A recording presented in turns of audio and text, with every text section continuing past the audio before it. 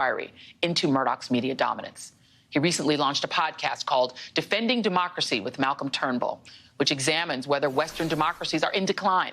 And Malcolm Turnbull, the former Prime Minister of Australia, joins me now. Thank you, sir, for being here. Great to be with you. So you called Rupert Murdoch the most dangerous, more dangerous than Vladimir Putin to American democracy. How so?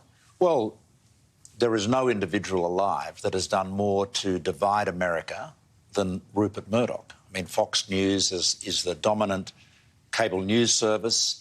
Its business model is to make people angry. It is really angertainment. They have no concern about the truth. I mean, the lie about the stolen election was the most dangerously consequential lie told in American politics in any of our lifetimes. I mean, your country was founded on a armed insurrection against illegitimate government. That's what the Tea Party was all about. And so there is Murdoch and his crew telling Americans that their government, Joe Biden, the president, was illegitimate. Saying that to the American people is like screaming out fire in a crowded theatre. Yeah. I mean, he did that knowing that it would have terrible consequences. And the thing is that Fox News has a hold legitimately on a percentage of the public. We were talking before the show came on about the fact that it is this sort of inverse proportion of power, right? That the electorate, the audience at Fox is 90% white. It's majority white. It's overwhelmingly white. It's heavily male. Very old. And it is the part of the electorate that is losing its grip on national politics. It's very hard for Republicans of that mindset to win a presidential election or to win even a statewide election or a referendum on things like abortion or gay marriage, et cetera, which are more popular now in the United States.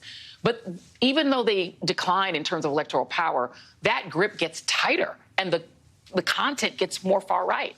Yeah, well, that's right. I think in many respects what you see is Murdoch has an audience that's large enough for him to monetise, but it doesn't represent a constituency that's large enough to win national elections. We see the same thing in Australia. Yeah. We've seen centre-left governments and parties, the Labor Party, winning elections despite ferocious attacks from the Murdoch media. And that, I think, is because of this very phenomenon. I mean, the paradox is that the centre-right political parties, which I used to lead, which is called the Liberal Party in Australia. I know that's confusing to Americans, but it is the centre-right party, sort of like the British Conservatives. Yeah. But the Murdoch's influence over the centre-right and indeed over the Republican Party, although question whether there's a lot of centre in the right there, but his influence over those parties is greater than ever, but the influence over the electorate is less because, as you say, that audience is becoming a smaller and smaller share of the electorate. And are becoming radicalised. I mean, you have January 6 defendants saying they were radicalised by watching Fox News, and that's all they watch. And for a lot of people, Pew Research will say it, you know, they are the most trusted among their viewers, and they won't watch anything else. They only watch that. That's a really... Radicalised is absolutely a concept to hang on to. So John Cohen, who's one of the people I interviewed in the podcast that you referred to earlier, is a Homeland security expert here in the United States. He's worked for the FBI. He's worked, you know, keeping America safe against extremism all his life.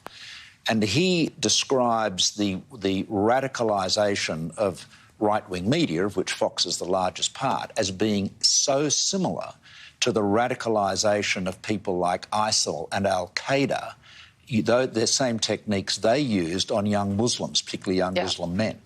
And so essentially you've got now a media audience that is in silos. See, when I first got to know Rupert Murdoch in the 1970s, would you believe, to have a media business, you had to reach a broad range of viewers because to maximise the audience for your advertising and so forth.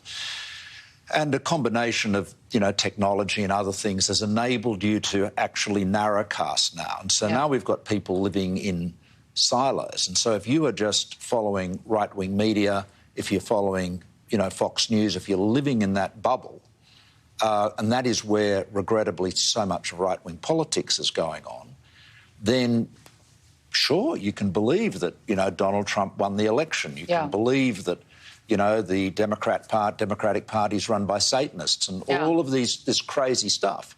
Yeah. And that, of course, creates the environment which leads to extremism. And the tragedy is that this great country, upon which every person who believes in freedom in the world today depends on, is more divided than it's ever been, I guess, since the Civil War. Since the Civil War. I think that is entirely accurate. You were Prime Minister from 2015 to 2018. Rupert Murdoch he runs a media empire. Sure. But what he does is very political.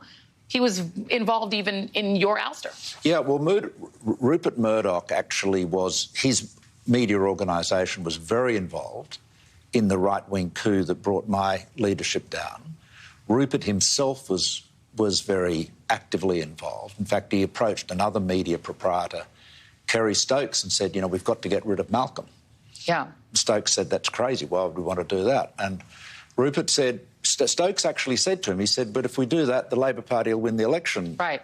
And which Rupert said 3 years of Labor wouldn't be so bad. He was determined to get rid of me. Yeah. And I think largely because I wasn't deferential enough to it. Not compliant.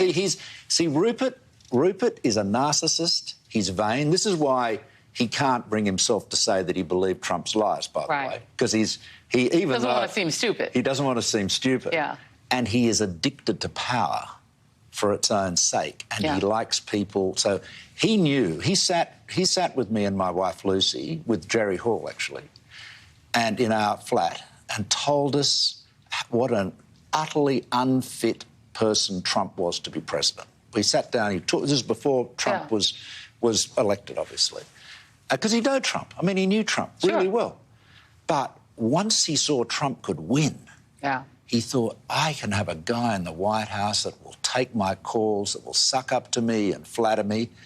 And I've been with Donald and Rupert Murdoch, and I have never seen a politician suck up to Rupert the way Trump did. And I've seen dozens and dozens of politicians with Murdoch over the nearly 50 years I've known him.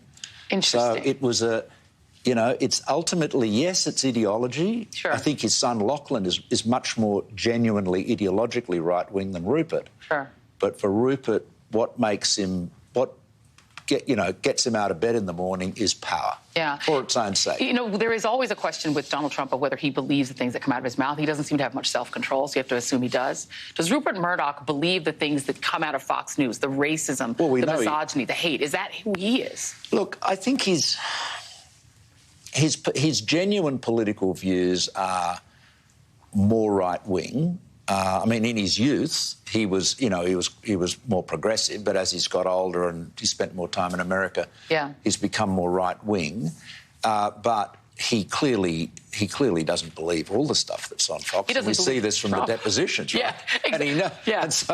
So this is pretty wild, isn't it? I mean, how cynical can you get to be going out there with the biggest megaphone in the country, telling the American people that the government has been stolen when you know it's a lie. That you hasn't. And now they're going to potentially face the financial consequences because after Dominion, Smartmatic, which is the other company that was accused of stealing the election, are right behind them waiting to see how many billions Dominion potentially gets.